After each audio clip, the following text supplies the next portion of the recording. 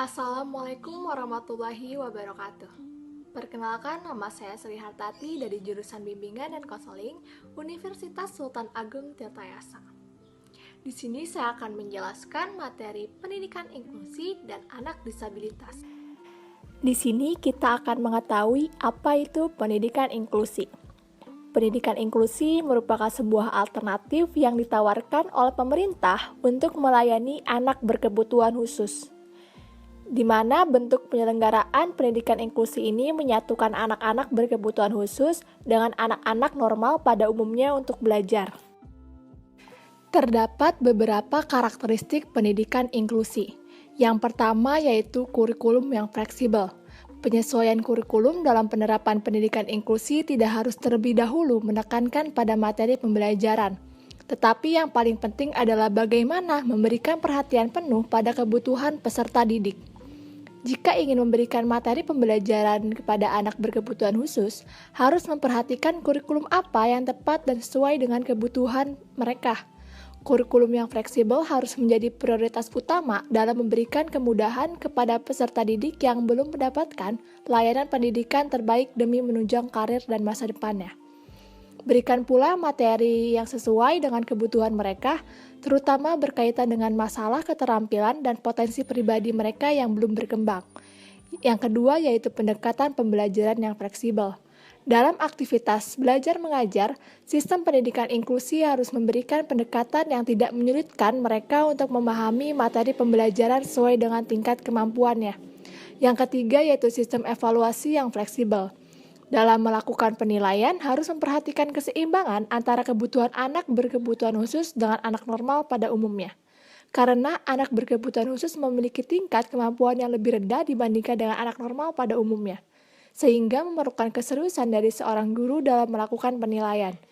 Yang keempat yaitu pembelajaran yang ramah. Pembelajaran yang ramah dapat membuat anak termotivasi untuk mengembangkan potensi yang sesuai dengan kemampuannya. Indonesia mulai mengupayakan pendidikan inklusi sejak dikeluarkannya Surat Edaran Dirjen Dikdasmen Depdiknas pada 20 Januari 2003, yang kemudian diperkuat dengan dikeluarkannya Permendiknas Nomor 10 Tahun 2009 tentang pendidikan inklusi bagi peserta didik yang memiliki kelainan dan memiliki potensi kecerdasan dan atau bakat istimewa.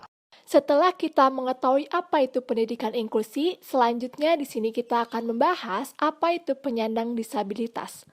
Munculnya istilah penyandang disabilitas di Indonesia setelah adanya diskusi oleh Komnas HAM yang bertajuk Diskusi Pakar untuk Memilih Terminologi Pengganti Istilah Penyandang Cacat yang dilaksanakan pada tanggal 19 sampai 20 Maret 2010 di Jakarta.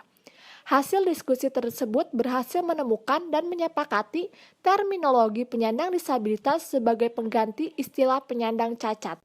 Peraturan perundang-undangan di Indonesia merumuskan pengertian penyandang disabilitas dalam Undang-Undang Nomor 8 Tahun 2016 tentang penyandang disabilitas, menyebutkan bahwa penyandang disabilitas adalah setiap orang yang mengalami keterbatasan fisik, mental, intelektual, dan atau sensorik dalam jangka waktu yang lama dalam berinteraksi dengan lingkungan dapat mengalami hambatan dan kesulitan untuk berpartisipasi penuh dan efektif dengan warga negara lainnya berdasarkan hak. Disabilitas menimbulkan dampak terhadap fisik, pendidikan, vokasional, maupun ekonomi. Selain itu juga dapat berdampak pada masalah psikososial. Misalnya, anak penyandang disabilitas akan memiliki kecenderungan untuk rendah diri, mudah tersinggung, terkadang agresif, pesimis, sulit mengambil keputusan, menarik diri dari lingkungan, kecemasan berlebihan, ketidakmampuan dalam hubungan dengan orang lain, dan ketidakmampuan mengambil peranan sosial. Seorang anak penyandang disabilitas mengalami banyak hambatan dalam menyelesaikan diri terhadap lingkungannya. Hal ini disebabkan karena keberadaan dirinya yang mempunyai keterbatasan beradaptasi dengan anggota-anggota lain di lingkungannya. Selain itu juga, masyarakat sendiri masih belum sepenuhnya memahami kebutuhan anak penyandang disabilitas, sehingga mereka kadang-kadang bersikap kurang menerima kehadiran anak penyandang disabilitas. Keterbatasan fasilitas dan tidak fleksibelnya sistem pendidikan yang ada sekarang dan suasana lingkungan sekolah tidak menjamin rasa aman bagi anak penyandang disabilitas.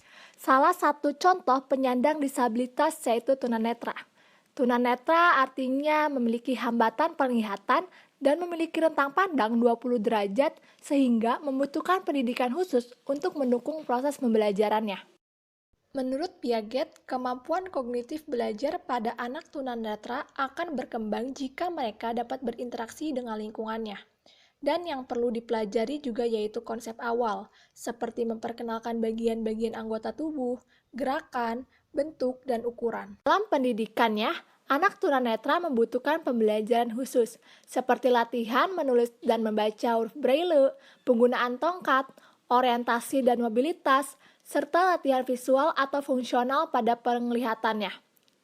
Latihan keterampilan orientasi dan mobilitas merupakan kebutuhan belajar anak tunanetra agar dapat melakukan aktivitas sehari-hari secara efektif baik dalam lingkungan rumah, sekolah, maupun masyarakat.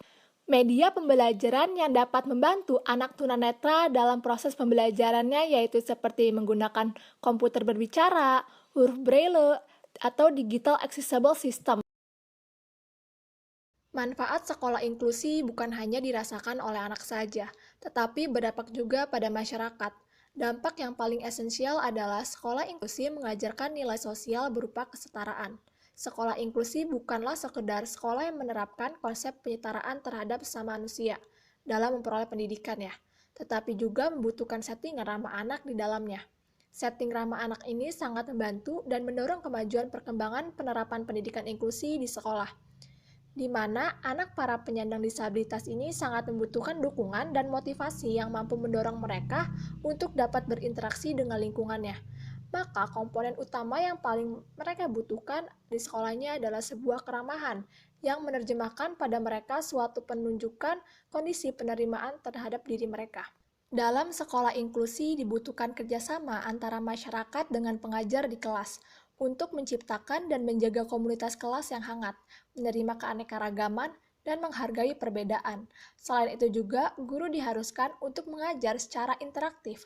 Hal ini dapat menciptakan komunikasi antara guru dan siswa, sehingga menimbulkan kedekatan. Dengan adanya kedekatan tersebut akan menghilangkan adanya isolasi profesi. Dalam sekolah inklusi, makna orang tua juga berperan dalam menentukan perencanaan, baik perencanaan kurikulum di sekolah maupun bantuan belajar di rumah. Mungkin itu saja materi yang dapat saya sampaikan pada video kali ini. Semoga materi yang saya sampaikan tadi dapat bermanfaat bagi kita semua. Kurang lebihnya mohon maaf. Wassalamualaikum warahmatullahi wabarakatuh.